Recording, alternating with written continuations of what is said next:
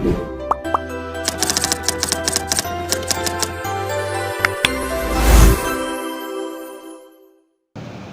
طور پر ایسا ہوتا نہیں ہے، لیکن ایسی صورتحال پیش آ جاتی ہے۔ منڈیوں میں بھی بسا اوقات ایسے جانور آتے ہیں جو چوری شدہ ہوتے ہیں، تو کیا چوری شدہ جانور کی قربانی کرنا صحیح ہے یا صحیح نہیں ہے؟ تو اس مسئلے کو بھی اچھی طرح آپ سمجھ لیں کہ اگر آپ نے ڈائریکٹ اور براہ راست اس چور سے جانور خریدا ہے جس نے جانور چوری کیا ہوا ہے، تو پھر تو قربانی صحیح نہیں ہوگی، کیونکہ آپ کو پتہ ہے کہ یہ چوری شدہ جانور ہے اور اس شخص نے یہ جانور چرایا ہوا ہے، تو آپ ڈائریکٹ اس سے براہ راست اگر جانور خرید رہے ہیں تو اس جانور کی قربانی صحیح نہیں ہوگی، یہ قربانی آپ کی درست نہیں ہوگی۔ اس جانور کے بدلے میں آپ کو دوسرے جانور کی قربانی کرنی پڑے گی۔ اور جانور آپ لے آئے چوری شدہ جانور، اس کو اگر آپ نے ذبح کر دیا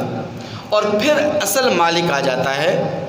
اور اصل مالک سامنے آ جاتا ہے، تو پھر اس صورت کے اندر مالک سے اجازت لینی پڑے گی۔ اگر مالک اجازت دے دے، جو اصل مالک ہے اس جانور کا،